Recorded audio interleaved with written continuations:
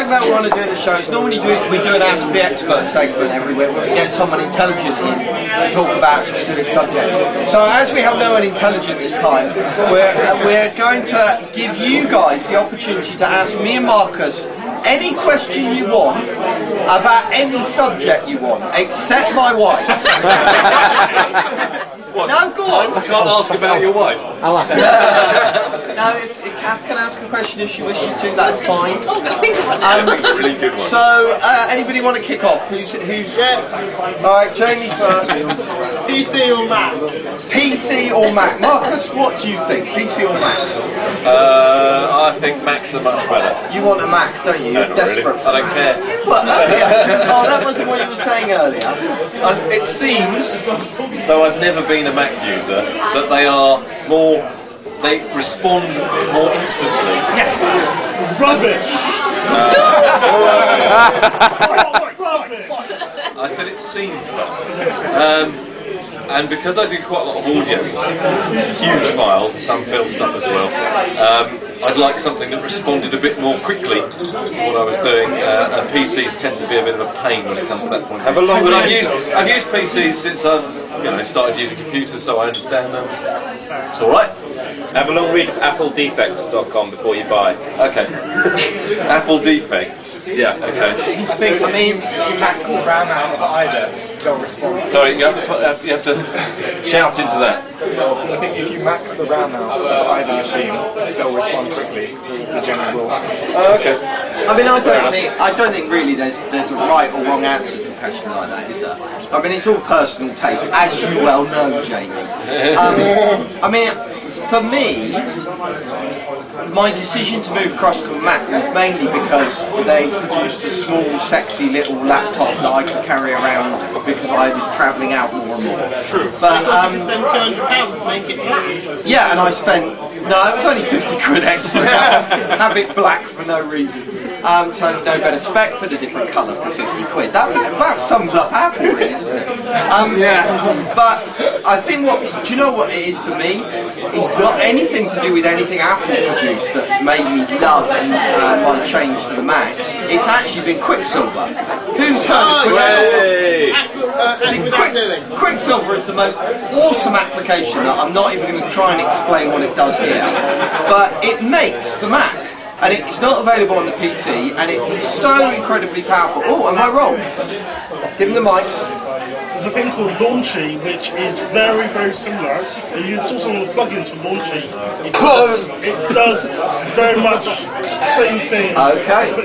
Launchy. Fair enough. And Launchy recommendations, fine. I like keep holding the microphone, right? Yes. You're going to have to edit so heavily. This will come out in January, won't it? Right, next question. Who's next? You can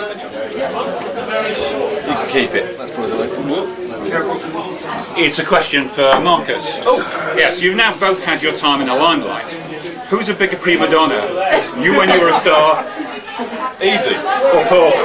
What do you mean? Why are you pointing at me? So easy. Keep it over there. Why am I a prima donna? It's the way you're made, Paul.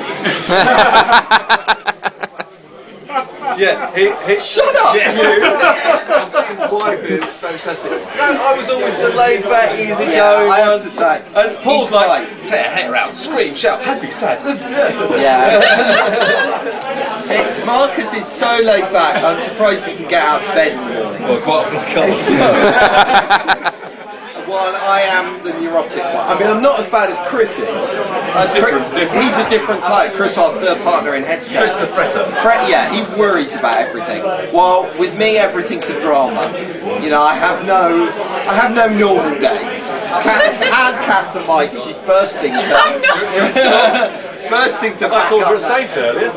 Yeah, well, I couldn't agree more. I'm sorry. I have to put up with you for what? I don't know, half an hour a day. Yeah. So So yeah, I apologise to the world at large for my ego. Okay, go on then, Tom. Is this segment blatantly stolen from the Rissington podcast? Sorry? Is this segment blatantly stolen from the Rissington podcast?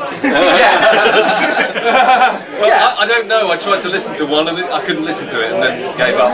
Because it was in a MPA It format. was in a Mac format. No, the Rissington podcast, let's face it, they're far, far better at it than we are. But, you know, at the end of the day, we'll find a way to novel them and it'll be fine. Okay. We have friends. Or at least people that we can pay to do this. Okay, next question. Hiya, I've got two questions actually. Okay. The first question is aimed at both of you. Right. And it's this. You've got a new client and you've got a pitch to them. And this is an extremely important project. It could be a huge amount of income. Yeah. And first impressions really count. Yeah. Professionalism of your business is paramount here. Yeah. Who does the presentation? Paul or Marcus? We both do. Yeah. It tends to, we work really well actually together, even though we hate one another. No, we work. It's Lennon McCartney. No. We work wrong. extremely well together in a presentation situation because I guess I'm the kind of my job in a presentation is to be the kind of quick thinker, the person that's very responsive to the client's needs, to go, oh, well, we could do this, or we could do that, and hey, wouldn't this be good? And so I'm the one that kind of comes up with the solutions very quickly. I always interpret Marcus's role as being one of, you know, I'm going to earth the project, it's going to be, no, I'm not actually. It's going to be, Safe pair of hands. Safe pair of hands, yeah, basically. So you come up with the ideas, he comes up with the price. Pretty much. Yeah, and he comes up with the Doesn't do anything reliability. anymore. Paul doesn't do it. Paul's writing a book. Is that for you as well? Yeah. I'm writing a book. Leave me alone. Oh yes.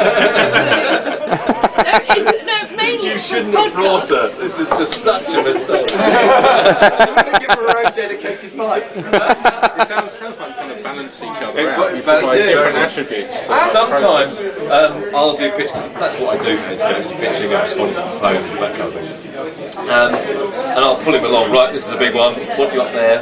You know, put your best shirt on and talk at them. And I'll talk about project management, price, and all stuff like that. And you know, we're very reliable and all that kind of thing. Yeah, Whereas I mean, that's- Paul will talk about ideas and that kind of thing. But sometimes he's not available, and I'll go up with our other co-director Chris, who we've mentioned many times. Poor suffering Chris, who never listens to this. And he and I are too similar, and we're two like two boring, sensible people. He's good because he kind of entertains people. That leads on to my second question, which is a very boring question, which no doubt you will cut out when you edit this. But, it is aimed at you, Mark. It's about project management. Do you have your own in-house methodology, or do you strictly adhere to Prince 2 standards? No, God, no. Was that not a podcast? No. What we like to say, and we say even in our proposals, that we have I'm trying to remember the exact wording here. But Pragmatic. yes. I'm sure the word pragmatic fits into it somewhere. Yeah. We're a kind of down to earth bunch, and you're going to get people, very experienced project managers running your project.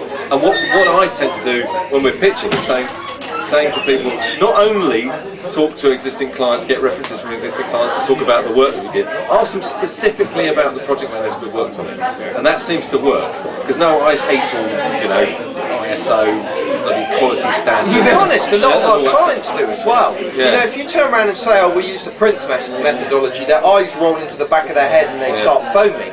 Because, you know, although those have got their place with really huge projects and have value, you know, if developing something like a website, you want to be nimble and flexible and be able to adapt to change. And I don't think Prince does that particularly well. In some So cases, it's the not answer like to ticking that- a box, isn't it? Yeah. We just sort of do it in a real world situation. Exactly that. It's like quality standards is something that's annoying me at the moment. Because we've lost a project because we don't have a strict enough